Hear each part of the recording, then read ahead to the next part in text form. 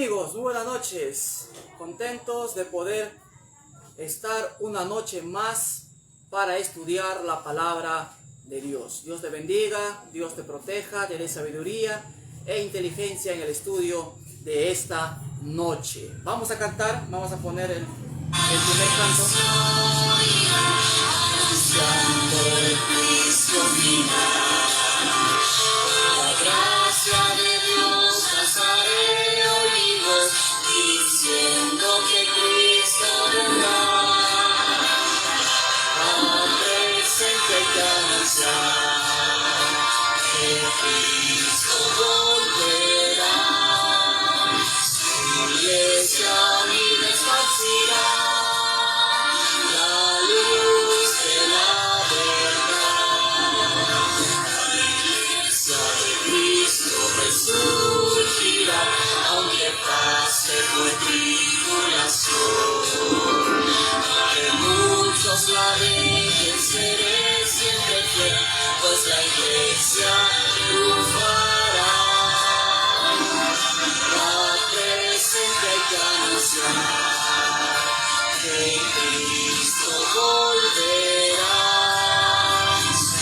Iglesia unida esparcirá la luz de la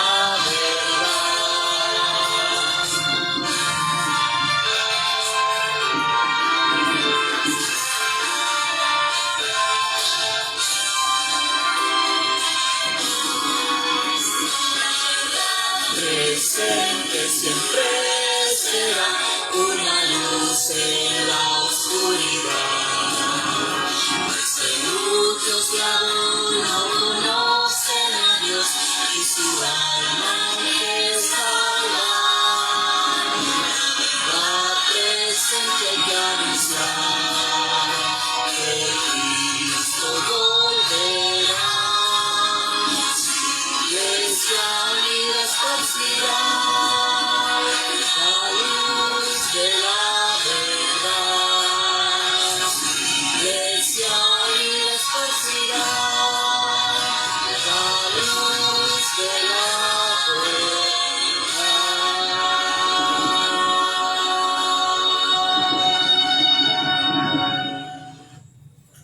Qué maravilloso de canto, ¿no? La verdad presente. Tenemos que anunciar, tenemos que predicar que Cristo murió, resucitó y está regresando. Él está volviendo, nos da la certeza, la seguridad de que sí o sí Él está volviendo y volverá. Vamos a cantar el siguiente canto, Al pie de la cruz. ¿Por qué? Porque si Jesús no hubiese venido a morir por ti y por mí, no hubiese pagado el precio de nuestro rescate, el precio de nuestra liberación, nosotros no tendríamos esperanza alguna.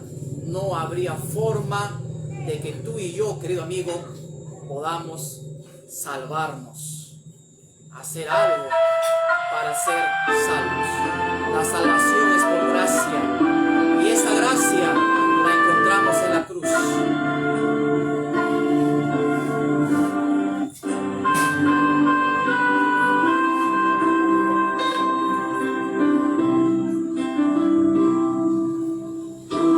Es el tiempo, ya Cristo volverá. Todas nuestras luchas muy pronto acabarán. Muy pronto. Al final del conflicto, el mundo llegará. Nos iremos al hogar. Vamos adelante.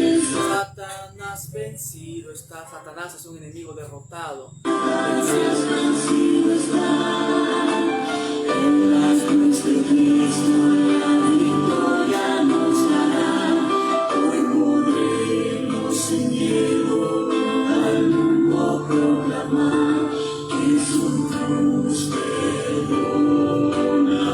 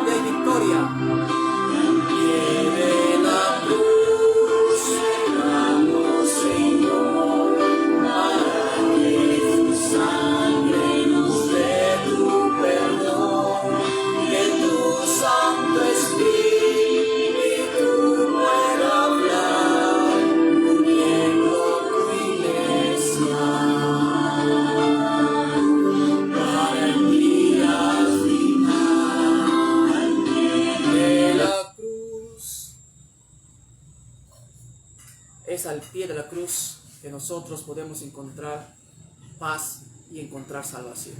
Vamos a orar, querido amigo, para comenzar el estudio de la palabra de Dios esta noche. Oremos. Querido Padre en los cielos, gracias te damos, Señor, por tu amor, por tu misericordia, por tu gracia. Gracias, oh Padre bendito, por lo que tú hiciste por nosotros en la cruz del Calvario, al derramar hasta tu última gota de sangre, hasta tu último aliento, por amor a cada uno de nosotros. Ayúdanos a responder a ese gran amor, regresando a ti, obedeciéndote y, Señor, teniéndote a ti como el Señor de nuestras vidas.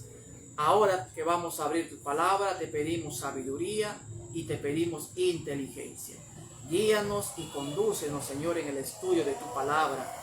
Bendice a las personas que van a escuchar, Señor, este mensaje, que van a escuchar la lectura, el comentario de tu palabra, de manera especial, Señor, del capítulo 12 de Apocalipsis. Ayúdanos, Señor, a ponerlo en práctica y que a través de este estudio podamos conocerte más y amarte más. Te lo pedimos en el nombre de tu Hijo amado Jesús. Amén. Muy bien, amigo. Estamos una noche más para estudiar este fascinante tema del Apocalipsis. La noche de ayer hemos tocado un poco una parte del capítulo 12. Nos hemos centrado la noche de ayer en los versículos 7 al 12 del capítulo 12, ¿no? Estos versículos 7 al 12, como lo vuelvo a decir y a enfatizar, es la parte central del capítulo 12, que nos habla de la guerra en el cielo, cuando Satanás fue expulsado definitivamente, después de que fue vencido en la cruz, y también a través de la resurrección, y cuando Jesús ascendió a los cielos y tomó posesión de su trono y de la autoridad y del reino. En esta noche vamos a tratar las otras dos partes del capítulo 12. Vamos entonces a abrir nuestras Biblias en el capítulo 12 del libro de Apocalipsis. Capítulo 12. Habíamos dicho ayer que el Apocalipsis capítulo 12 tiene tres divisiones principales. La primera división, que abarca los versículos 1 al 6, la parte central, los versos 7 al 12, y luego los versículos 13 al 16. Y ahora de repente te estarás preguntando, ¿y el verso 17? Es que el verso 17 es como un gozne que une tanto el capítulo 12 como el capítulo 13, ¿no? El verso 17 a la vez es una conclusión, como también una introducción para el capítulo 13, ¿no? Entonces, el capítulo 13 va a desarrollar, va a ampliar el verso 17. Muy bien, entonces comencemos con la primera parte, que abarca los versos 1 al 6. Vamos a leer primero y luego vamos a proceder a hacer el comentario de estos 6 primeros versículos del capítulo 12.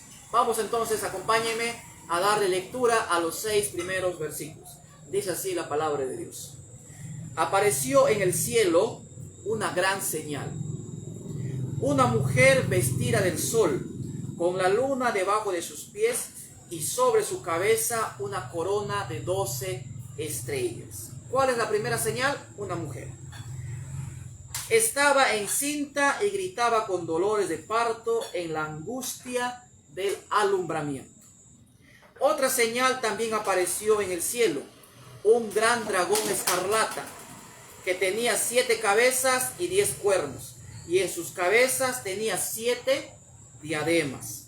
Su cola arrastró la tercera parte de las estrellas del cielo y las arrojó sobre la tierra, y el dragón se paró frente a la mujer que estaba para dar a luz.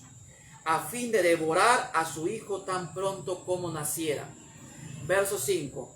Ella dio a luz un hijo varón que va a regir a todas las naciones con vara de hierro, y su hijo fue arrebatado para Dios y para su trono. Verso 6. La mujer huyó al desierto, donde tiene lugar preparado por Dios para ser sustentada allí por 1260 días. Entonces, lo primero que tenemos que darnos cuenta al leer estos 6 primeros versículos son tres cosas. La primera señal, aparece una mujer. En la segunda señal aparece un dragón. Y por último, el verso 6 cierra esa primera parte dándonos una profecía de tiempo. Los 1260 días, ¿no? Nos da una profecía de tiempo. Dice, la mujer huyó al desierto, donde tenía lugar preparado por Dios para ser sustentada allí por 1260 días. Estas tres partes nos llaman la atención en estos 6 primeros versículos. La mujer, el dragón y luego el periodo de tiempo. Vamos entonces a comenzar con la primera señal, la mujer. ¿Qué significa o a quién representa? ¿Quién es esta mujer de Apocalipsis 12? ¿Cómo se presenta esta mujer? ¿Cómo se presenta? Dice, vestida del sol. Primero, vestida del sol. Segundo, con la luna debajo de sus pies. Y sobre su cabeza una corona de 12 estrellas. Luego, esas son las características cuando a Juan se le muestra esta mujer. Vestida del sol, con una corona de 12 estrellas y con la luna debajo de sus pies. Ahora sigue diciendo el texto bíblico, estaba encinta con dolores de parto. Esta mujer entonces estaba embarazada, pero estaba a punto de dar a luz porque estaba ya con los dolores del parto, del alumbramiento, y da a luz, ¿no es cierto? Da a luz un niño varón, ¿no? Da a luz, dice, un varón, un hijo, tiene un hijo. Ella dio a luz un hijo varón que va a regir a todas las naciones con su vara de hierro, y su hijo fue arrebatado para Dios y para su trono. Entonces, primero, vemos una mujer vestida del sol, con la luna debajo de sus pies y teniendo en su cabeza una corona de 12 estrellas. Luego se ve a esta mujer embarazada, con dolores de parto, va a dar a luz, y cuando da a luz tiene un hijo varón. Y cuando el hijo varón nace, este niño nace, el dragón se para. Eso dice el verso 4. Y el dragón se paró frente a la mujer que estaba para dar a luz, a fin de devorar a su hijo tan pronto como naciera. ¿No es cierto? Entonces este dragón se para esperando que la mujer dé a luz para devorar al niño.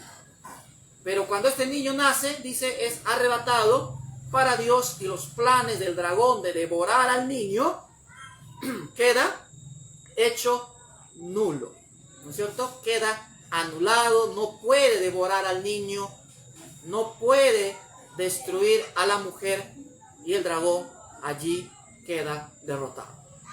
Entonces, ¿quién es esta mujer? ¿Qué representa? ¿Quién es? ¿De quién está hablando? Muchos cristianos dicen de que esta mujer de Apocalipsis 12 es María, ¿no? Porque ¿quién fue la mamá de Jesús? Dicen, fue María. Entonces, esta mujer de Apocalipsis 12 es María, ¿no? Otros interpretan de manera simbólica, y entonces dicen de que esta mujer de Apocalipsis 12 es la iglesia cristiana. Otros dicen de que esta mujer de Apocalipsis 12 no es la iglesia cristiana, sino es el pueblo de Israel, que Dios había escogido, que Dios había llamado. Entonces es el pueblo de Israel, la mujer de Apocalipsis 12. Sin embargo, hay otra explicación también, que la mujer de Apocalipsis 12 es tanto la iglesia cristiana como también es la nación de Israel, que es la mujer de Apocalipsis 12 representaría al pueblo de Dios a través de la historia, tanto en el Antiguo Testamento como en el Nuevo Testamento. Entonces, si me preguntan cuál sería la interpretación bíblica correcta, más acertada, más adecuada, la que más se acerca a la Biblia, es la última que les he dado, ¿no? Es la mujer de Apocalipsis 12, no representa, no es María, la madre de Jesús. La mujer de Apocalipsis 12 no es solamente la iglesia cristiana. La mujer de Apocalipsis 12 no es solamente la nación de Israel, sino que la mujer de Apocalipsis 12 representa al pueblo de Dios a través de toda la historia, tanto del Antiguo Testamento y del Nuevo Testamento. ¿Está claro hasta ahí? Ahora, vamos a pasar a dar los puntos bíblicos, los textos bíblicos que fundamentan y apoyan esta última interpretación. Repito, la mujer de Apocalipsis 12 es el pueblo de Dios a través de toda la historia que abarca el Antiguo Testamento y el Nuevo Testamento. Muy bien. Entonces, vamos a pasar a revisar algunos textos en la Biblia. Vamos a ir al libro de Isaías, capítulo 54. Isaías, antes de leer Isaías, vamos a ver en Apocalipsis. Miren, entonces, que quede claro algo. ¿La mujer de Apocalipsis 12 es literal o es simbólica? Partimos de ahí primero. ¿Es literal o simbólica? Recuerdan cuando hemos leído el capítulo 1, verso 1, decía, y la declaró enviándola, ¿no es cierto? ¿Recuerdan? Verso 1, capítulo 1. Habíamos dicho que esa palabra declarar es la palabra semainó, que significa señal, símbolo. Entonces el Apocalipsis fue dado en símbolos y señales. Hay que entenderlo así, hay que comprenderlo así, en tipología. Entonces la mujer de Apocalipsis 12 no puede ser literal, sino tiene que ser necesariamente un símbolo, una representación de una realidad. ¿Qué es un símbolo? Es la representación de una realidad. Entonces, hay algo real que fue representado a través de un símbolo, de un tipo. Esta mujer de Apocalipsis 12 entonces es un tipo, porque si fuera literal, nosotros esperaríamos encontrar una mujer vestida de sol, con una corona de 2 estrellas y teniendo a la luna debajo de sus pies. ¿Dónde vamos a encontrar así una mujer literal? No la vamos a encontrar, ¿no es cierto? Entonces, con ese punto nomás podemos nosotros desechar la pretensión de interpretar Apocalipsis 12 de manera literal. La mujer de Apocalipsis 12 es simbólica, representa una realidad, ¿no es cierto? Algo más. El verso 6 dice, la mujer huyó al desierto, donde tenía un lugar preparado por Dios para ser sustentada allí por 1260 días. Sobre este punto del verso 6 vamos a tratar el día de mañana. El día de mañana vamos a estudiar el principio día por año, donde la Biblia nos muestra que en profecía un día equivale a un año. Entonces, el versículo 6 diría, la mujer huyó al desierto donde tiene un lugar preparado por Dios para ser sustentada allí por 1260 años. Entonces, usando este principio y el verso 6, la mujer de Apocalipsis 12 tampoco podría ser literal. Por más que por ahí apareciera una mujer teniendo la luna debajo de sus pies, vestida de sol y con una corona de 2 estrellas, no sería posible que esta mujer literal viviera o viviese 1260 años, ¿no? No es lógico, no es común, no es normal, no existe en nuestro tiempo. Y tampoco con esta interpretación tampoco podría ser María la madre de Jesús, ¿no? Con eso también esa interpretación queda descartada y puesta de lado. Ahora sí, vamos a pasar a ver qué dice la Biblia, el Antiguo Testamento, sobre la mujer, sobre el símbolo de la mujer. Isaías 54, 5. Capítulo 54, verso 5. Dice así la palabra de Dios. Porque tu marido es tu hacedor, Jehová de los ejércitos es su nombre. Él es tu redentor, el Santo de Israel, el que será llamado Dios de toda la tierra, porque como a una mujer abandonada y triste de espíritu, te llamó Jehová, como a la esposa de la juventud que es repudiada, dice el Dios tuyo. Entonces, en estos dos versos de Isaías, ¿a quién está hablando? ¿De quién está hablando Isaías? Si tú lees todo el contexto de todo el capítulo, Isaías está hablando de la nación de Israel, ¿no? Y la nación de Israel está siendo comparada a una mujer, a una esposa. Por eso dice acá, porque tu marido es tu hacedor, Jehová de los ejércitos es su nombre. Él es tu redentor, el Santo de Israel, el que será llamado Dios de toda la tierra, porque como a una mujer abandonada y triste de espíritu, te llamó Jehová. Porque como a una mujer, dice, te llamó triste, te llamó Jehová. Entonces, ya en el tiempo del profeta Isaías, ¿cierto? Los profetas solían comparar a la nación de Israel con una mujer, ¿no? Con una esposa, una mujer. Vamos a ver otro texto, Isaías 66, 7 al 11. Isaías 66, 7 al 11.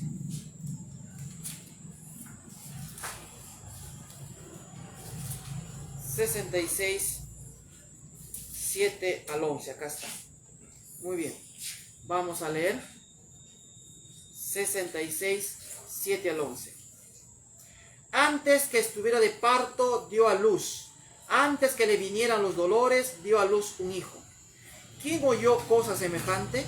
¿Quién vio tal cosa? ¿Concebirá la tierra en un día? ¿Nacerá una nación en una sola vez? Pues en cuanto Sión estuvo de parto, dio a luz a sus hijos. Yo que hago dar a luz, no haré nacer, dice Jehová. Yo que hago engendrar, impediré el nacimiento, dice tu Dios.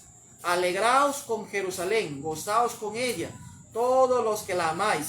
Llenaos de gozo con ella, todos los que os enlutáis por ella. Entonces, queridos amigos y hermanos, otra vez en Isaías 66, la nación de Israel es comparada, de Jerusalén es comparada con ¿quién? A una mujer. Pero en esta vez dice, antes que estuvieras de parto, dio a luz. Antes que le vinieran dolores, dio a luz un hijo. Aquí está hablando, así como en la visión del capítulo 12, también se presenta al pueblo de Dios en el Antiguo Testamento como una mujer que va a dar a luz, que está embarazada y que va a dar a luz, ¿no? Entonces, con estos dos versículos nosotros podemos ver y entender de que en el libro de Isaías se solía comparar al pueblo de Dios con una mujer, tanto a una esposa como también a una esposa embarazada para dar a luz. Vamos a ver ahora Jeremías, el capítulo 3, verso 20. Jeremías 3, 20. Pero como la esposa infiel abandona a su compañero, así os levantáis contra mí, casa de Israel, dice Jehová. Vamos a leer otra vez si te perdiste el texto. Jeremías 3:20. Pero como la esposa infiel abandona a su compañero, así os levantasteis contra mí, casa de Israel, dice Jehová. Entonces aquí la nación de Israel es comparada a una mujer, a una esposa, pero esta vez esta mujer, esta esposa es comparada con una esposa infiel, con una mujer infiel. Entonces, querido amigo, hay algo interesante aquí. La nación de Israel, el pueblo de Dios, era comparado, se solía comparar con una mujer, con una esposa, tanto fiel como con una mujer o una esposa infiel. Habían los dos lados de la moneda.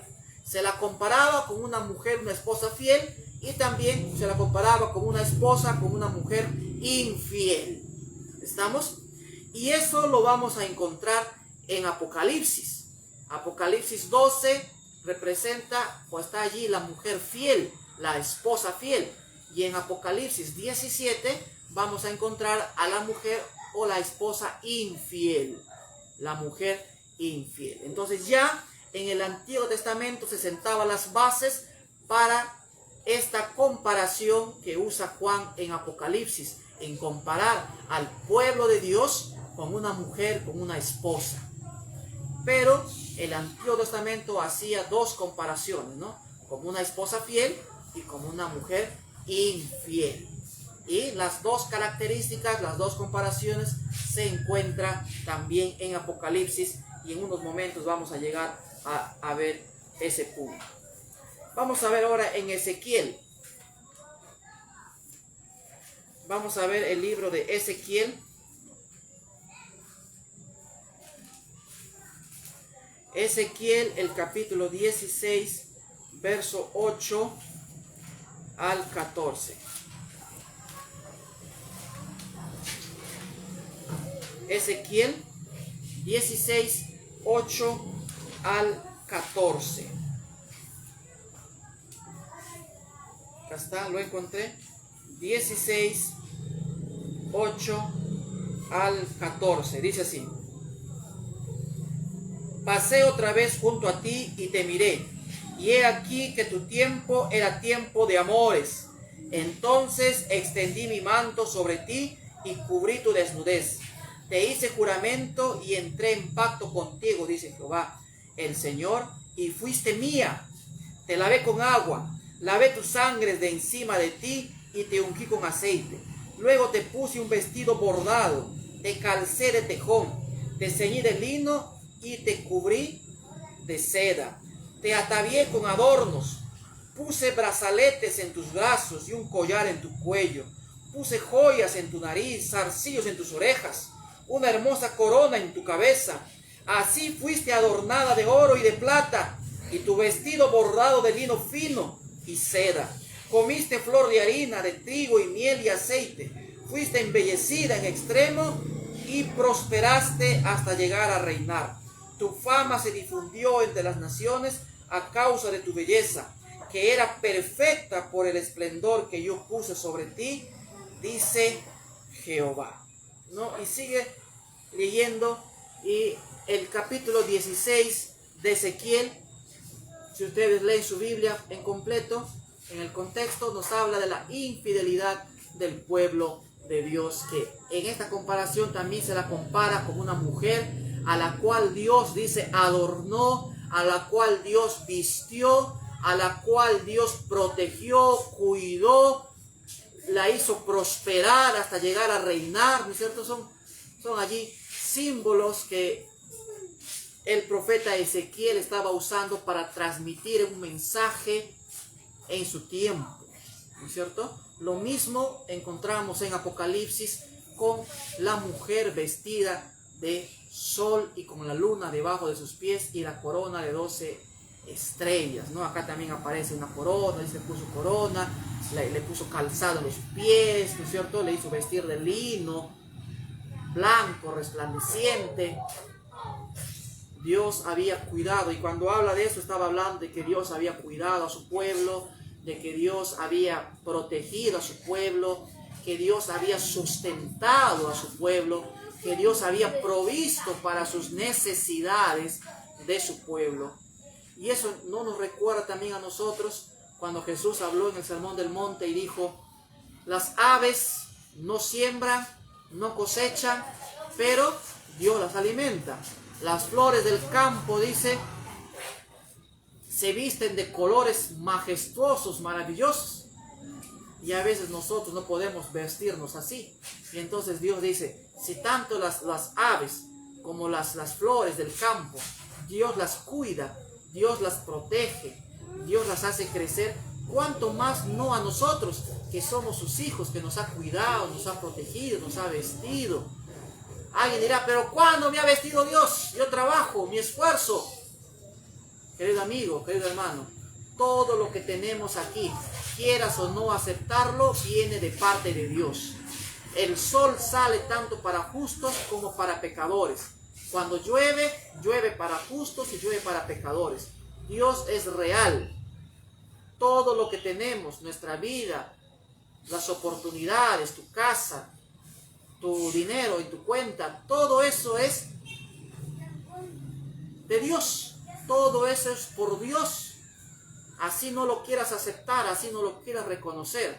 El ser humano no sería nada sin Dios. Vamos ahora a otro texto. Vamos al libro de Oseas. Ya hemos visto en los profetas mayores. Vamos a ver ahora en Oseas. Oseas capítulo 2, versos 19 y 20. 2, 19 y 20. Dice así la palabra de Dios. Te desposaré conmigo para siempre. Te desposaré conmigo en justicia, juicio, benignidad y misericordia. Te desposaré conmigo en fidelidad y conocerás a Jehová. Oseas también estaba haciendo aquí una comparación, ¿cierto?, a la nación de Israel, comparándola con una mujer, con una esposa. Por eso acá dice, te desposaré conmigo para siempre. Te desposaré conmigo en justicia, juicio y benignidad y misericordia. Te desposaré conmigo en fidelidad y conocerás a Jehová. Porque hacer un pacto con Dios, un compromiso con Dios, es como casarnos con Dios, hacer un compromiso, un pacto, un matrimonio con Dios. Entonces el pueblo de Dios en el Antiguo Testamento, la relación que tenía con Dios era como la de un matrimonio, donde que Dios se presentaba como su marido, como su esposo, y el pueblo de Dios la esposa. Pero en momentos esta esposa se descarriaba, se apartaba, se alejaba de Dios y pasaba a ser una esposa infiel, ¿no? Y estas dos características, tanto del pueblo de Dios como una esposa fiel y una esposa infiel, ¿no?, y ya hemos podido notar, y eso también se representa o se ve en el libro de Apocalipsis. Vamos ahora al Nuevo Testamento, porque alguien me dirá, pero estás leyendo solamente el Antiguo Testamento. ¿El Nuevo Testamento qué dice? Vamos a ver. Segunda de Corintios capítulo 11, verso 2. Segunda de Corintios, Segunda de Corintios capítulo 11, verso 2. Vamos a ver qué nos dice Pablo. Porque os celo con celo de Dios, pues os he desposado con un solo esposo, para presentaros como una virgen pura a Cristo. ¿Ya? ¿Qué dice? Porque os celo con celo de Dios, pues os he desposado con un solo esposo, para presentaros como una virgen pura a Cristo. Entonces, tanto en el Antiguo Testamento como en el Nuevo Testamento, la iglesia en el Nuevo Testamento y el pueblo de Dios en el Antiguo Testamento eran representados a través del símbolo de una mujer, una esposa. Vamos a ver otro texto. El libro de Efesios.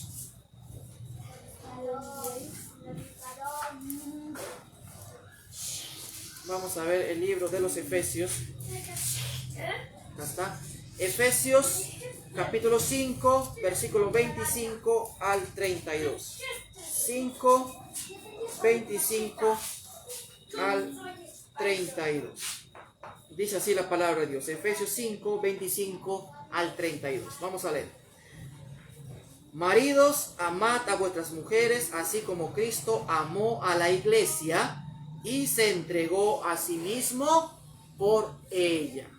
¿Cierto? Pablo, al escribir a la iglesia de los Efesios, a la iglesia de Éfeso, le está dando esta comparación, ¿no es cierto? Así como el marido tiene que amar y respetar a su mujer, así también Cristo lo hizo, nos amó a nosotros, a la iglesia, para santificarla, habiéndola purificado en el lavamiento del agua por la palabra, a fin de presentársela a sí misma una iglesia gloriosa, que no tuviera mancha, ni arruga, ni cosa semejante, sino que fuera santa y sin mancha. Así también los maridos deben amar a sus mujeres como a sus mismos cuerpos. El que ama a su mujer, a sí mismo se ama, pues nadie odió jamás su propio cuerpo, sino que lo sustenta y lo cuida, como también Cristo a la iglesia, porque somos miembros de su cuerpo, de su carne y de sus huesos. Por esto dejará el hombre a su padre y a su madre, se unirá a su mujer, y los dos serán una sola carne. Grande es este misterio, pero yo refiero a Cristo y a la iglesia. Dice, grande es este misterio, pero yo me refiero a Cristo y a la iglesia, aclara Pablo en el verso 32. Grande es este misterio, pero yo me refiero a Cristo y a la iglesia, ¿no? Pablo trataba de comparar la relación de la iglesia con Cristo con la relación de un marido con su esposa. Y Pablo dice al final, grande es este misterio, pero yo me refiero a Cristo y a la iglesia. Por lo demás, cada uno de vosotros ame también a su mujer como a sí mismo, y a la mujer respete a su marido, ¿no? Entonces aquí en sí la comparación es de la relación entre Dios y la iglesia en el Nuevo Testamento, comparándola con la relación de un marido con su esposa, ¿no? Entonces, hasta aquí creo que nos podríamos extender más. Hay más textos en el Nuevo Testamento, también en el Antiguo Testamento, pero he seleccionado estos textos para que pudiera quedarnos claro la comparación, la simbología que hace tanto el Antiguo Testamento como el Nuevo Testamento cuando hablan de la relación entre Dios y su pueblo y la relación entre Dios y su iglesia en el Nuevo Testamento. Tanto en el Antiguo como en el Nuevo se la compara con una mujer. Entonces volvamos a Apocalipsis 12. Apareció en el cielo una gran señal, una mujer. Entonces, si ya habíamos dicho que es un símbolo, entonces esta mujer de Apocalipsis 12 representa ¿a quién?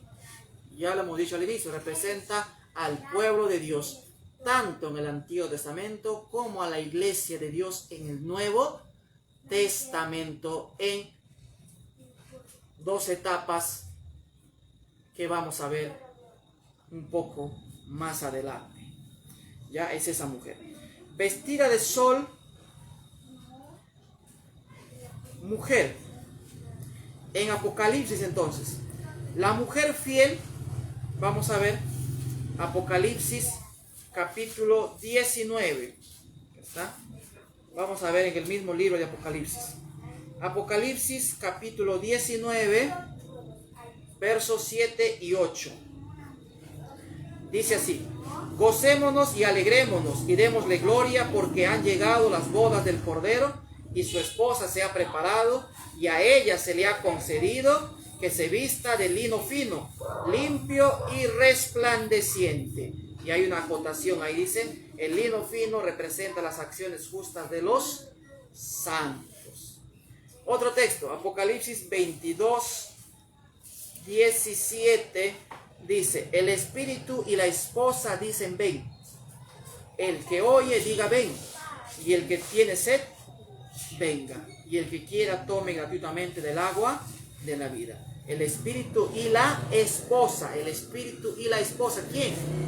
Obviamente el pueblo, la iglesia de Dios dirá ven, estés viniendo, ¿no es cierto? Entonces allí vemos nosotros reflejado también en Apocalipsis esta comparación de la iglesia, el pueblo de Dios comparado a una mujer, en esta ocasión una esposa fiel.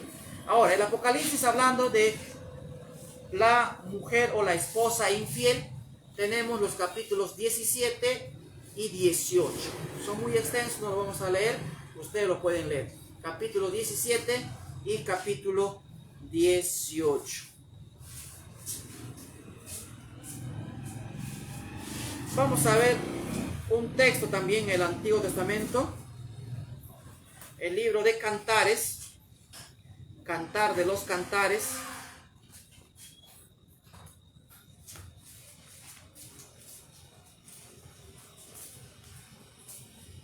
Vamos a ir al libro de Cantares, capítulo 6, verso 10.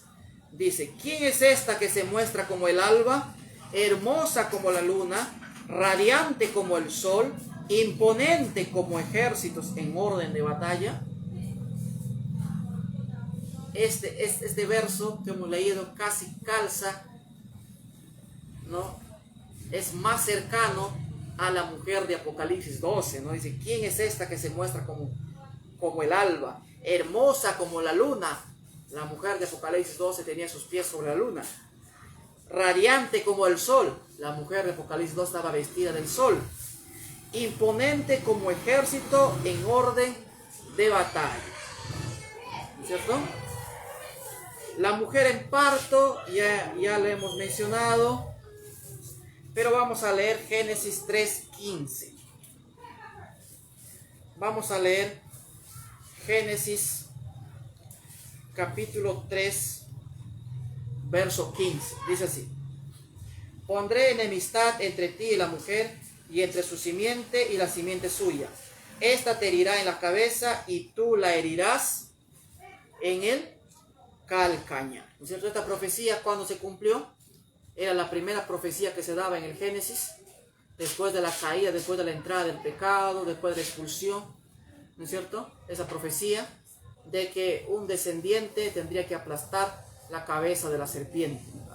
La guerra, el conflicto que tendría que haber entre la mujer y la serpiente. Entonces, de manera general, también la mujer de Apocalipsis 12 nos hace recordar a la escena de Génesis 3, cuando la mujer estuvo frente a la serpiente, ¿no es cierto? Nos hace recordar a esa escena como que la mujer de Apocalipsis 12 fuese Eva, y allí está el dragón, como que el tiempo no hubiese pasado, y al final se repite la misma escena que en Génesis, se repite en Apocalipsis, la mujer allí parada sobre la luna, vestida de sol, con su corona esta vez, pero ya no como Eva, siendo expulsada, siendo echada, cabizbaja, habiendo caído en pecado, sino que ahora el pueblo de Dios siendo exaltado, vestida del sol, con la luna debajo de sus pies y una corona de 12 estrellas. ¿No es cierto? Entonces, ¿qué representa el hecho de estar vestida de sol? Segunda de Corintios, vamos a ir al Nuevo Testamento, vamos a ver qué nos dice Pablo. Segunda de Corintios 4:6. Segunda de Corintios 4:6. Porque Dios, que mandó que de las tinieblas resplandeciera la luz, es el que resplandeció en nuestros corazones para iluminación del conocimiento de la gloria de Dios en la faz de Jesucristo. Una vez más, porque Dios, que mandó que de las tinieblas resplandeciera la luz, es el que resplandeció en nuestros corazones para iluminación del conocimiento de la gloria de Dios en la faz de Jesucristo. Esto también nos recuerda al Génesis, ¿no? Cuando la tierra estaba desordenada y vacía, y luego Dios vino con una luz, ¿no? Y creó la luz, ¿no es cierto? Acá dice que mandó que de las tinieblas resplandeciera la luz. Es el que resplandeció en nuestros corazones. Jesús dice resplandece, porque nuestra vida sin Él es oscura, vacía. Nuestra vida sin Dios está en tinieblas. Y cuando aceptamos el Evangelio, entonces aceptamos a Cristo y Cristo viene como una luz que viene a iluminar nuestra vida. Esto también nos recuerda a un salmo, ¿se recuerdan? Es un salmo muy conocido. Lámpara es a mis pies tu palabra y como una luz que alumbra mi camino. ¿Cierto? Jesús es la luz. Entonces, esta mujer vestida del sol, ¿qué representa?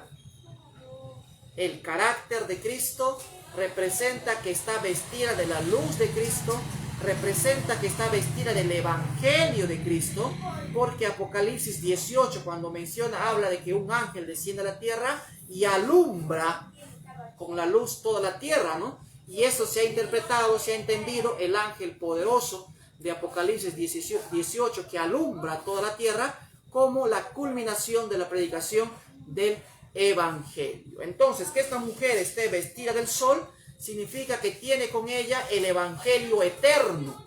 Y tener el evangelio eterno es tener ¿a quién? Es tener a Cristo, ¿no es cierto? Obedecer a Dios. Al obedecer a Dios, al amar a Dios, nuestra vida refleja el carácter. ¿Y cuál es el carácter de Dios? Amor. ¿Y cómo se refleja el amor a Dios? Obedeciendo a sus mandamientos, ¿cierto? La ley es un reflejo del carácter de Dios, del amor de Dios, del evangelio eterno. Ahí está el evangelio eterno que no ha cambiado. No es otro evangelio distinto, es el mismo del de Génesis, cuando Adán y Eva pecaron. En Génesis 3:15, allí estuvieron la mujer y la serpiente, y se dio una profecía de que habría una guerra entre ellos y entre su descendencia.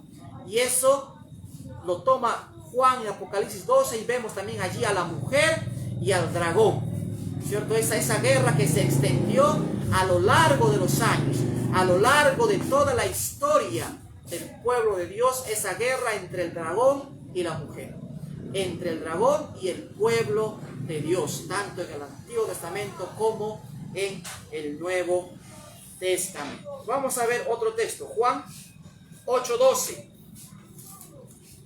El Evangelio según San Juan, capítulo 8, verso 12. Otra vez Jesús les habló diciendo: yo soy la luz del mundo. El que me sigue no andará en tinieblas, sino que tendrá la luz de la vida. ¿Quién es esa luz de la vida? Cristo.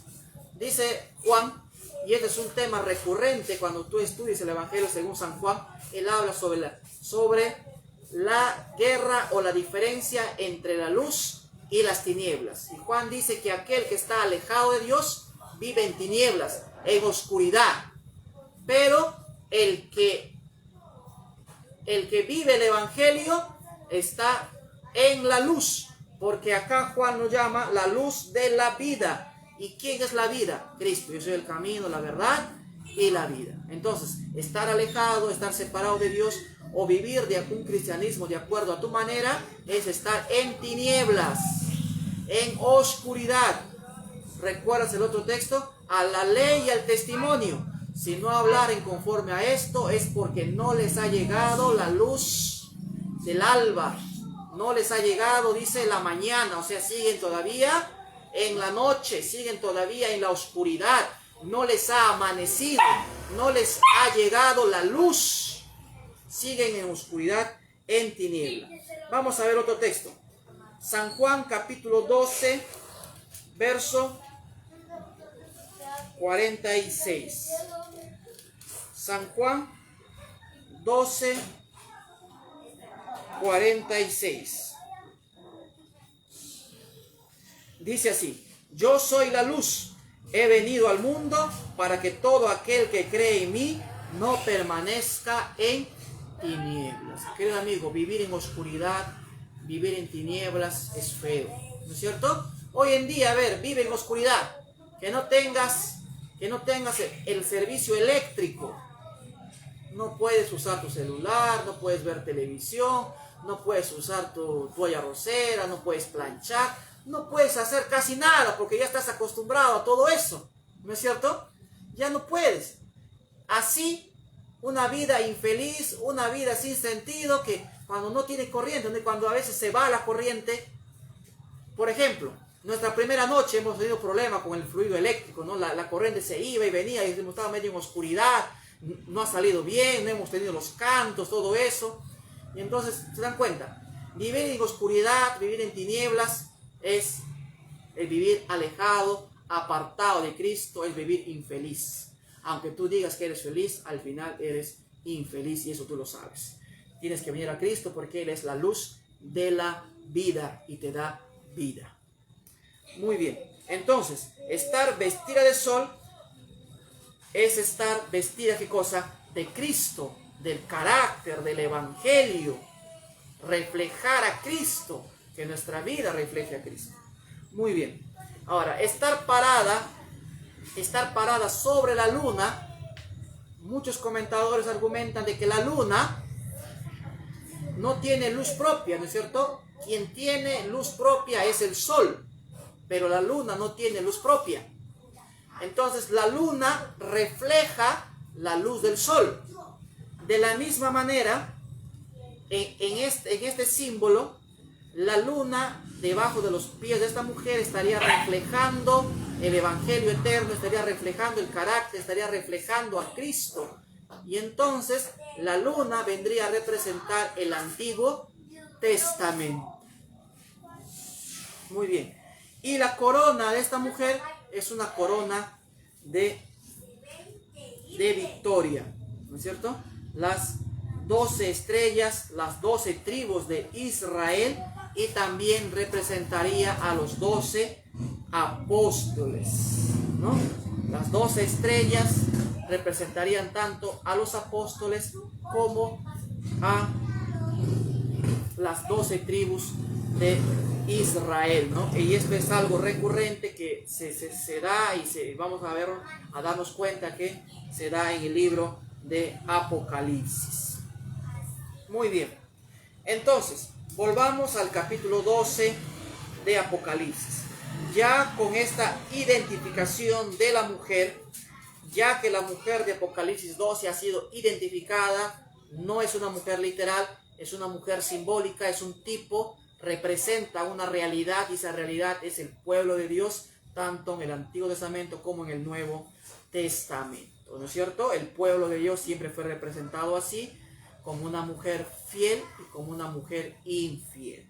Y en Apocalipsis hemos visto que están las dos cualidades. Apocalipsis 12, la mujer fiel, y en Apocalipsis 17 y 18, la mujer infiel. Hay dos mujeres, entonces en Apocalipsis hay dos pueblos. Uno que es el pueblo de Dios y otra mujer que dice ser el pueblo de Dios, que aparenta ser el pueblo de Dios, quiere ser el pueblo de Dios, pero en realidad es la esposa infiel, ¿cierto? Se ha apartado, se ha alejado, ha hecho sus propias creencias, sus propias doctrinas, ha puesto las tradiciones por encima de la palabra de Dios, ha puesto los acuerdos o dichos de seres humanos, de hombres, por encima de lo que Dios pide en su palabra.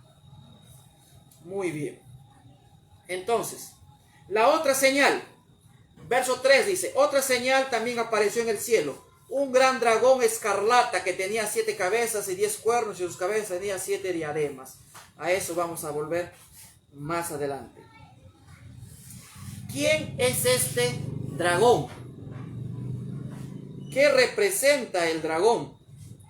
Verso 9, miren, la Biblia, como les dije ayer, el principio de interpretación es que la Biblia se interpreta a sí misma.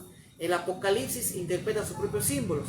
Y si no está explícitamente en el Apocalipsis, lo está implícitamente y lo vamos a encontrar directa o indirectamente también en otras partes de la Biblia, ¿no? Pero eso tiene que ser consistente de acuerdo al contexto y para que nosotros no saquemos nuestra propia interpretación, ¿no? No, ¿sabes qué? Voy a agarrar un texto del Antiguo Testamento, no, y voy a darle esta interpretación futura, no. Si la Biblia o algún profeta no lo dice, no tenemos por qué nosotros sacar esa interpretación.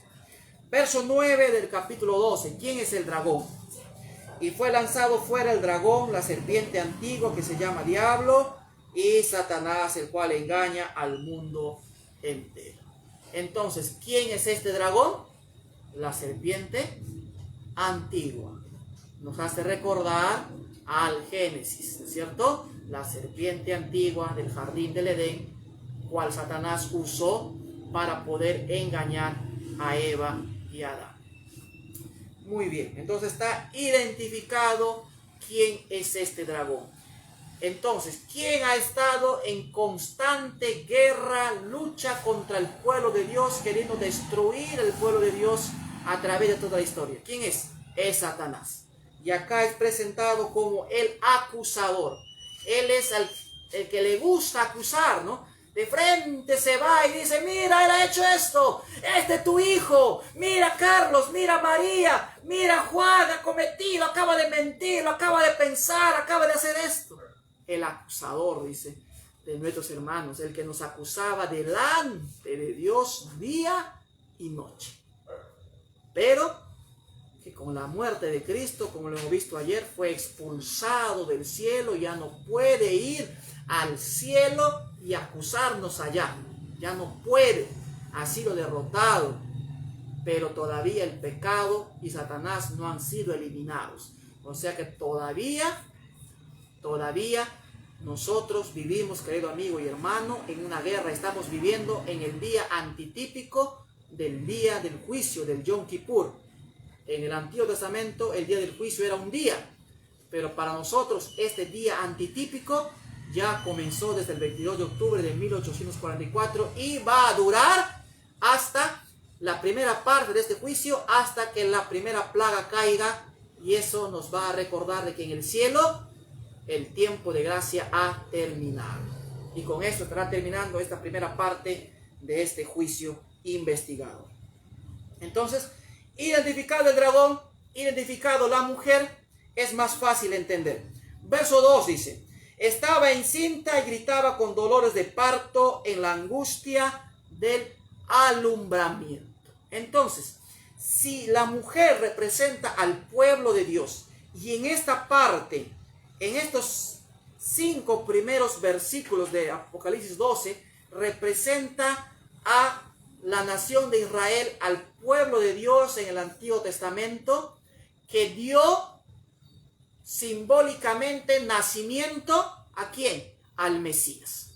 ¿No es cierto? Hay mucho texto del Antiguo Testamento que no podemos leer ahorita. Isaías 9:6, por ejemplo, y pondrá su nombre Emmanuel, la Virgen concebirá y dará a luz un hijo, y pondrá su nombre Emmanuel, Dios con nosotros. ¿No es cierto? Hay mucho texto que nos habla sobre que el nacimiento de Cristo sería de la nación de Israel, sería del pueblo que Dios escogió, y es más, sería del linaje de David, descendiente de David, ¿no es cierto? Jesús. Y entonces, de manera simbólica, entonces, Jesús vino a nacer de la nación de Israel. ¿Ya? ¿Está claro hasta ahí? De la nación de Israel. Vino a nacer. Entonces, dice que este dragón había hecho guerra, había perseguido, había querido destruir al pueblo que Dios había llamado, al pueblo que Dios había escogido. ¿No es cierto? Cuando Dios llama a Abraham y promete, en Génesis, ¿no es cierto? Promete a Abraham hacer de él una gran nación, pero le promete hacer de él una gran nación, ¿con qué fin? ¿Con qué objetivo? ¿Con qué finalidad? De que a través de Abraham y a través de su descendencia, que sería como las estrellas del cielo que nadie pueda contar, ¿no es cierto? Todas las naciones tendrían que haber sido evangelizadas, tendrían, en palabras de Génesis dice, tenían que haber sido benditas las naciones, dice, serán en ti benditas todas las naciones de la tierra. Entonces, el ser elegido por Dios no era para que ellos se encierren, para que ellos, solamente ellos hagan ahí su burbujita y sean ellos nada más, no. Sino que a través de esa relación que ellos tenían como pueblo elegido, y es más, no fueron elegidos porque fueron mejores, dice el libro de Deuteronomio, sino porque Dios los escogió nada más por gracia, no porque hayan sido mejores, hayan destacado, no, sino porque Dios quiso elegirlos para que a través de ellos el evangelio llegara a todas las naciones. Pero tristemente vemos por la historia de que esto no ocurrió. Ellos se encerraron, pensaron que solamente ellos eran los elegidos, ellos eran mejor y fracasaron una y otra vez como pueblo de Dios. Lo mismo puede pasarnos a nosotros, lo mismo puede ocurrirnos a nosotros, perder ser el pueblo escogido de Dios. ¿Ya? Entonces, el dragón hace guerra, esta mujer está embarazada, da a luz y da a luz un hijo varón. Verso 4 dice, su cola arrastró la tercera parte de las estrellas del cielo y las arrojó sobre la tierra. Y el dragón se paró frente a la mujer que estaba para dar a luz, a fin de devorar a su hijo tan pronto como naciera. ¿Recuerdan ustedes qué ocurrió cuando Jesús nació? Hubo un censo, ¿no es cierto? Herodes mandó que se hiciera un censo. ¿Con qué objetivo? Para que pudieran saber la cantidad y dónde estaban los niños menores de 4 años. ¿Y qué ocurrió? Mandó a matar a todos los niños que habían nacido, ¿no es cierto?, por ese tiempo. Pero Jesús con sus padres tuvieron que huir, tuvieron que escapar, ¿no es cierto? Un ángel les avisó y ellos huyeron, escaparon de eso. Entonces, el decreto que dio Herodes, querido amigo y hermano, no fue porque a Herodes se le ocurrió a él, sino porque Herodes actuó siendo guiado y conducido por el dragón, quien es Satanás, que siempre él ha estado detrás de bambalinas, detrás de la escena, poniendo sus agentes humanos para perseguir, destruir y liquidar al pueblo de Dios a través de la historia, ¿no? Y el libro de Apocalipsis revela esto, descorre este velo y dice que quien ha estado detrás de todo esto era Satanás. Pero no solamente se refiere a eso, menciona ese evento, pero Satanás quiso destruir y liquidar a Jesús en la cruz. Cuando Jesús murió, celebró, ¿no es cierto? Pensó que lo había ganado, pensó que lo había vencido. Pero cuando Jesús resucitó y ascendió a los cielos a tomar el reino, Satanás perdió por completo. Fue derrotado. Por eso dice el texto bíblico, y ella dio a luz un hijo varón que va a regir a todas las naciones con vara de hierro, y su hijo fue arrebatado para Dios y para su trono, ¿no? Y el verso 10 y el verso 6, que sigue a continuación con el tiempo en que la mujer iba a ser sustentada en el desierto, es un resumen, es un adelanto, es un vistazo, pero eso va a ser ampliado en los versos 13 al 16, ¿no es cierto? Entonces Jesús ascendió, fue arrebatado para el trono y ocurre la gran batalla en el cielo, narrada en los versos 7 al 12. Vamos entonces a la ampliación del verso 6, la ampliación. Verso 13, si quieren pueden anotarlo allí, es la persecución del dragón por 1260 años, ¿no es cierto? Dios le dio, ya, a ver, te voy a dar oportunidad, ¿no es cierto? Recuerden, así como se la dio a Satanás con Job, ahí está mi siervo Job, ¿no es cierto? Así Dios le permitió a Satanás que actuara, que hiciera todas esas cosas por un periodo de 1260 años. Mira, si este periodo fuera literal, Satanás tendría que quejarse, pero ¿por qué me das solamente 1260 días? 3 años y medio, muy cortito, no me das tiempo de hacer todo lo que yo puedo hacer. Solamente por esa lógica, los 1260 días no podrían ser literal, sino simbólicos. Tendría que ser 1260 años que tuvo Satanás para perseguir, destruir y prácticamente erradicar al pueblo de Dios de la faz de la tierra. Pero no pudo, porque el verso 6 ya decía que la mujer huyó al desierto, donde tenía un lugar preparado por Dios para ser sustentada, para ser protegida, sustentada, para que Dios proveyera para las necesidades de su pueblo. Verso 13 al 16, entonces está allí el desarrollo de la segunda fase de esta guerra. Ya que Satanás, como el dragón, no pudo destruir a la iglesia en el Antiguo Testamento, ahora no pudo destruir a Cristo cuando nació ni cuando realizó su ministerio, entonces ahora se vuelca con ira a la mujer.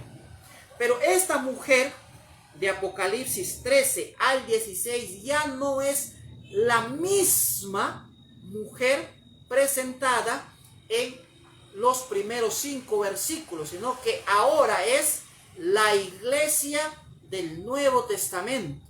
Con esto, querido amigo y hermano, no me malinterpretes, no quiero decir que Israel fue, como muchos dicen, desechado, fue cortado, ya no es más. No. Cuando nosotros leemos Daniel capítulo 9, del verso 24, 25 y 26, dice de que Dios iba a hacer en la semana de su sacrificio, dice en la última semana, ¿no es cierto? Tomando las 70 semanas, en la última semana, a la mitad de la semana, dice, iba a cesar el sacrificio, ¿no es cierto? Se iba a ungir al Santo de los Santos, iba a morir Jesús, y con su muerte, dice Daniel 9, que el pacto se iba a ampliar a muchos. O sea que el pacto se amplió. No es que el pacto se eliminó para la nación de Israel, sino que se amplió. Y en ese ampliamiento del pacto entramos nosotros, los que éramos considerados por el pueblo judío como incircuncisos, como lo dice Pablo, que ahora llegamos a ser hijos de Dios por la fe, así como Abraham creyó a Dios y le fue contado por justicia. Ahora nosotros, la iglesia cristiana en el Nuevo Testamento, somos ahora adheridos a ese pacto. El pacto se amplía para nosotros, para ti y para mí, para que nosotros, como dice Pablo, que estábamos alejados, como lo dice en el libro de Efesios capítulo 2, que estábamos lejos, que vivíamos lejos, alejados, apartados, ahora a través de su muerte Dios nos ha hecho cercanos y nos ha hecho conciudadanos con los santos en el reino de los cielos. ¿Ya? Así que nosotros, esta mujer ahora de Apocalipsis 12, 13 al 16, el pacto se amplía. Ya no solamente es la mujer del Antiguo Testamento, sino que ahora también es la iglesia. Se agrega a la iglesia a este pacto. Y yo quiero solamente, hay muchos textos acá, pero quiero solamente demostrarte esto con un texto. Los otros te los he parafraseado. Puedes buscar, por ejemplo, Gálatas 3, 7 al 9, Efesios 2, 19 y 20. Pero yo quiero leer 1 de Pedro 2, 9 para demostrar este punto. 1 de Pedro, capítulo 2, verso 9. Dice: pero vosotros sois linaje escogido, real sacerdocio, nación santa, pueblo adquirido por Dios, para que anunciéis las virtudes de aquel que os llamó de las tinieblas a su luz admirable. Vosotros que en otro tiempo no erais pueblo, ahora sois pueblo de Dios. En otro tiempo no habías alcanzado misericordia, ahora habéis alcanzado misericordia. Creo que con eso está claro, pero acá viene otra cosa. Cuando Pedro dice, vosotros sois linaje escogido, real sacerdocio, nación santa, Pedro está citando, está haciendo una referencia al libro de Éxodo, capítulo 19, versos 5 y 6. Miren, Éxodo, vamos a leer. Éxodo capítulo 19, versos 5 y 6. ¿Qué dice Éxodo? Ahora pues, si dais oído a mi voz y guardáis mi pacto, vosotros seréis mi especial tesoro sobre todos los pueblos, porque mía es toda la tierra. Vosotros me seréis un reino de sacerdotes y gente santa. Estas son las palabras que dirás a los hijos ¿de quién? De Israel. Esta promesa de ser una nación santa, escogida, un pueblo de sacerdotes, esta promesa Dios se la dio a la nación de Israel. Era para la nación de Israel esta promesa de nación santa, pueblo escogido por Dios. Pero ahora en el Nuevo Testamento, Pedro cita esta promesa hecha para el pueblo de Dios en el Antiguo Testamento y ahora se la aplica a la iglesia del Nuevo Testamento, cuando según Daniel este pacto se tendría que ampliar ahora a los que antes, como dice Pedro, vosotros que en otro tiempo no eras pueblo, ahora sois pueblo de Dios. En otro tiempo no habéis alcanzado misericordia, ahora habéis alcanzado misericordia. Vosotros sois linaje escogido, real sacerdocio, pueblo santo. Las características para la Israel literal ahora son aplicadas para el Israel espiritual. ¿Te das cuenta? Hay un cambio allí entonces. Las realidades del Antiguo Testamento ahora son realidades espirituales en el libro de Apocalipsis. Y esto no es algo extraño, ¿no? Por ejemplo, el libro de Apocalipsis habla de Jezabel. Entonces, la Jezabel literal del tiempo de Elías ahora es un grupo representado por una Jezabel espiritual en el libro de Apocalipsis. Por ejemplo, la nación real, literal de Babilonia es ahora la Babilonia espiritual en el libro de Apocalipsis. Entonces, el Israel literal del Antiguo Testamento en el Apocalipsis viene a ser el Israel espiritual. Una representación, un símbolo. Este pacto se ha ampliado, las características y promesas que eran para el Israel literal ahora son para el Israel espiritual. El Israel literal iba a entrar a una Canaán literal. El Israel espiritual está pronto a entrar a la Canaán espiritual. ¿Te das cuenta? Muy bien. Creo que este punto ha quedado demostrado. Si hay dudas, hay preguntas, amigos, no duden en escribir, ¿cierto? En escribir, poniendo allí sus comentarios, sus preguntas, no les parece, no han entendido, creen que eso no es así, normal, pueden ponerlo. Y porque no pretendo tener la verdad absoluta sobre la interpretación profética, pero en esa estamos buscando siempre la dirección de Dios y que todo lo que decimos esté fundamentado con la palabra de Dios. Muy bien, entonces, dice, cuando el dragón vio que había sido arrojado a la tierra, persiguió a la mujer que había dado a luz al hijo varón. ¿Se dan cuenta? Es porque nosotros diríamos que el Israel del Antiguo Testamento fue desechado. ¿Cómo podría el diablo, después que Jesús asciende a los cielos después de su resurrección y es entronizado allá, recibe la gloria, el honor y la honra, el señorío y el poder de parte de Dios el Padre? Satanás quiere impedir esa coronación y entonces es arrojado a la tierra. Y cuando es arrojado a la tierra, dice, cuando el dragón vio que había sido arrojado a la tierra, persiguió a la mujer que había dado a luz al hijo varón. ¿Por qué? Porque nosotros, como el Israel literal, somos la ampliación del Israel literal. El pacto se amplía, por eso que es la misma mujer.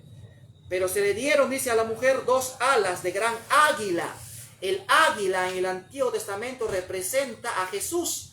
¿Recuerdan ustedes que cuando iba a dar Jesús en el libro de Éxodo, capítulo 20, cuando se da los 10 mandamientos, el capítulo 19, pero leen, dice allí que hace recordar Dios cómo los había sacado de Egipto, y usando una comparación, Dios dice, recuerden que yo les he sacado con alas de águila.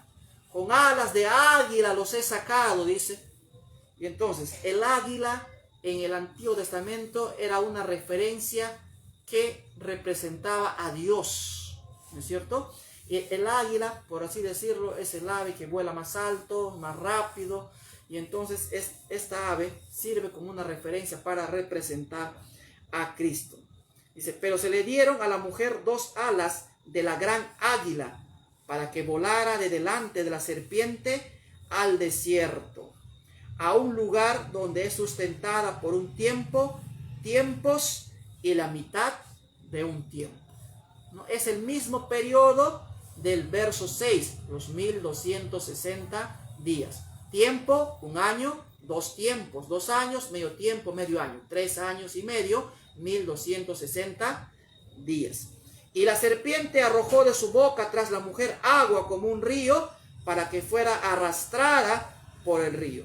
Pero la tierra ayudó a la mujer, pues la tierra abrió su boca y se tragó el río que el dragón había echado de su boca. Y allí termina esta primera parte de la persecución. Entonces, el día de mañana vamos a analizar más al detalle esto con el principio día por año, ¿cierto? Vamos a entender que este periodo de persecución comenzó el año 538 después de Cristo y terminó el año 1798 de nuestra era, ¿no? 1260 años que el dragón usó un agente que acá no lo menciona, pero que lo vamos a estudiar en Apocalipsis 13, el agente que Satanás usa para perseguir a la mujer, al pueblo de Dios, al Israel espiritual, por un periodo de 1260 años. Echó, dice, agua de la serpiente, dice, arrojó agua de su boca, ¿no es cierto? Y eso nos recuerda a Génesis 3, 1 al 5, cuando la serpiente antigua abrió su boca, cuando Eva se acercó, ¿y qué salió de su boca? Engaño. Entonces, estas aguas que salen de la boca de la serpiente que Juan ve persiguiendo a la mujer por el desierto, y la mujer es levantada, dice, con alas de la gran águila, para ser protegida, sustentada, para que el dragón no la devore, porque el dragón puede volar. Hemos visto que el dragón, porque aparece la señal en el cielo, ¿no? El dragón vuela, está en el cielo, que puede volar. Luego dice que el dragón se paró para devorar al hijo, o sea, tiene patas, ¿no es cierto? Se para y puede volar. Trató de perseguir. Arrojó, dice, agua.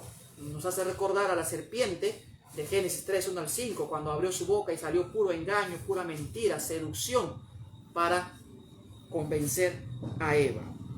Entonces, lo que va a usar el enemigo al final, y lo vamos a ver en Apocalipsis 13, es el engaño.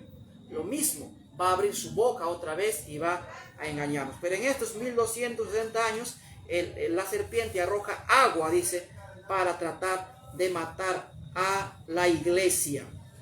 Representa, el agua representa como un río, representa las enseñanzas falsas.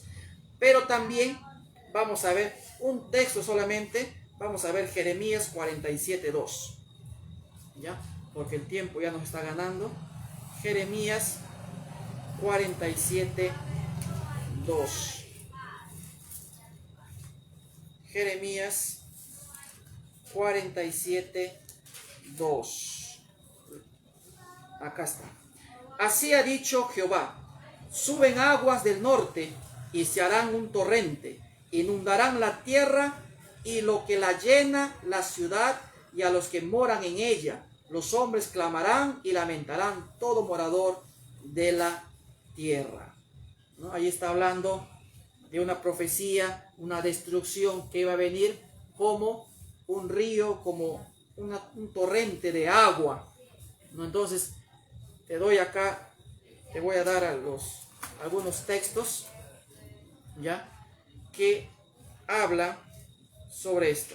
Puedes anotar ahí: Salmos 69, 1 y 2, Salmos 124, 2 al 5, Isaías 8, 7 y 8. Son algunos textos que nos hablan, que confirman de que las naciones, cuando había una guerra, era representado como un río, como un torrente de agua que venía para inundar a la nación que iba a ser acechada y destruida, ¿no? Entonces, cuando el dragón arroja agua, no solamente representa falsedades, engaños, sino que también representa guerras, problemas, ¿no es cierto?, que el dragón, las artimañas, todo el poder que el dragón iba a usar para querer destruir al pueblo de Dios en este periodo que se le otorgó de 1260 años. Muy bien, luego tenemos, una vez que esto queda allí, viene el verso 17. El verso 17 nos sitúa ya en el tiempo del fin.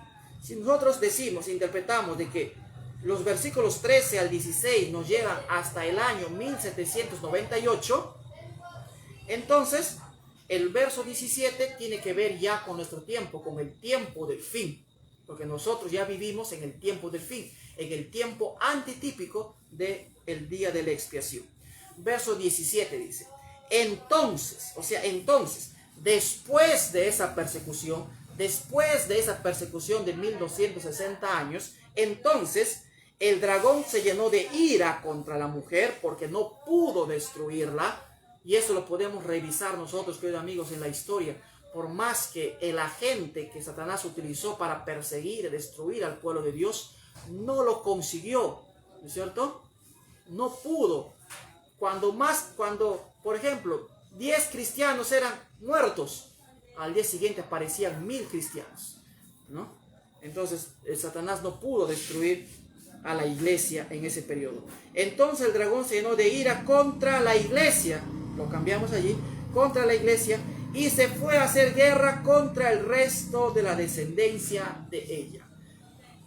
¿Quién es el resto de la descendencia de ella? Esta palabra, esta frase, el resto de la descendencia, o sea, los que quedan de la descendencia de la mujer. O sea, iba a haber un grupo, y a esto se lo conoce en la iglesia adventista como el remanente, como el que queda, el que permanece, la sobra, ¿no es cierto? El remanente, el resto. ¿Quién es el resto? ¿Quiénes son? Nos da acá un detalle: los que guardan los mandamientos de Dios y tienen el testimonio de Jesucristo. Sobre eso vamos a analizarlo el día también de mañana, juntamente con el estudio de la interpretación de la profecía de un día por año. ¿Ya? Así que no se pierdan el día de mañana. El verso 17 está situando ya después de ese periodo de persecución de 1260 años. El dragón dice se iba a irar contra la mujer, pero ahora iba a hacer guerra al resto, a la descendencia de esta mujer, a la descendencia de la iglesia, o sea, y eso lo vamos a confirmar y ver más adelante, que es la iglesia adventista del séptimo día. Aquella que tiene dos características: guarda los mandamientos de Dios y tiene el testimonio de Jesucristo. Dios te bendiga, querido amigo. Dios te guarde, Dios te dé sabiduría, Dios te dé inteligencia. Lee su palabra, lee bastante el Antiguo Testamento, lee bastante el Nuevo Testamento, porque la simbología que Juan usa en el Apocalipsis está empapada, ya sea de manera directa o indirecta, a través de alusiones. De los 404 versículos que tiene el Apocalipsis, aproximadamente 280 y tantos versículos citan directa o indirectamente al Antiguo Testamento, y una gran cantidad de ellos también al Nuevo Testamento. Que Dios te bendiga, Dios te guarde, y no te olvides: somos el pueblo de Dios que guarda los mandamientos tal como está, sin cambiarlos, sin añadirlos, sin quitar nada ni cambiar nada. Los 10 mandamientos como está, y no solamente los 10 mandamientos, sino toda la voluntad de Dios revelada en su palabra. Aquellos que hacen lo que Dios pide y los que tienen el testimonio de Jesucristo. Dios te bendiga, Dios te guarde. Una feliz noche. Hasta mañana.